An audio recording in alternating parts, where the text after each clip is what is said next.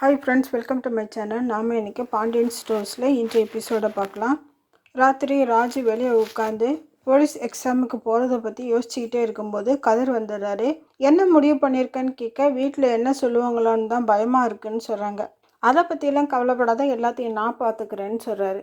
சரி, நான் போலீஸ் வேலைக்கு போகிறேன்னு ராஜு சொல்ல, வெரி குட், அப்படி தான் இருக்கணும்னு சொல்லி கதிர் பாராட்டுறாரு. அடுத்து பெட்டில் உட்காந்து மயில் இந்த வேலைக்கு போகாமல் இருக்கு, என்ன செய்யலான்னு யோசிச்சுட்டே இருக்கும்போது சரவணன் வர, மாமா நீங்கள் சந்தோஷமாக இருக்கீங்களா அப்படின்னு கேட்குறாங்க.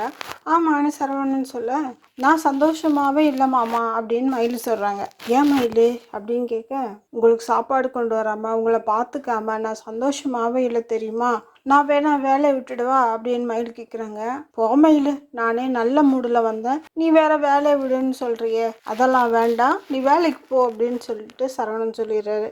அடுத்து கதிரராஜு எக்ஸாமுக்கு என்னெல்லாம் கொஸ்டின் வரும்னு ப்ரிப்பேர் பண்ணிட்டு ஓடி ப்ராக்டிஸ் பண்ணுறாங்க.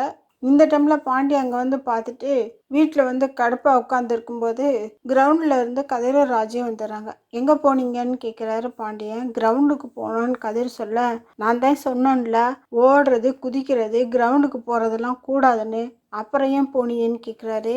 எதா இருந்தாலும் எங்கிட்ட பேசுங்கன்னு கதிர் சொல்கிறாரு. நாளையிலேருந்து கிரவுண்டுக்கு போகக்கூடாதுன்னு பாண்டியன் ஸ்ட்ரிக்டாக சொல்கிறாரு. சரி, நாளைக்கு மட்டும் கிரவுண்டுக்கு போகல, சென்னையில் என் ஃப்ரெண்டு ஒருத்திக்கு கல்யாணம், அதுக்கு நாங்கள் போகிறோன்னு கதிர் சொல்கிறாரு. ஏன் முன்னாடியே சொல்லலை அப்படின்னு பாண்டியன் கேட்க, சாரி இனி சொல்கிறேன்னு சொல்லிட்டு கதிர் சொல்கிறாரு. பாண்டியன் கோபத்தில் கொந்தளிக்க வீட்டில் உள்ளவங்க பயத்தோட நிகழ்வுகளை பார்த்து என்ன செய்யறதுன்னு தெரியாமல் முழிச்சிட்டே இருக்காங்க.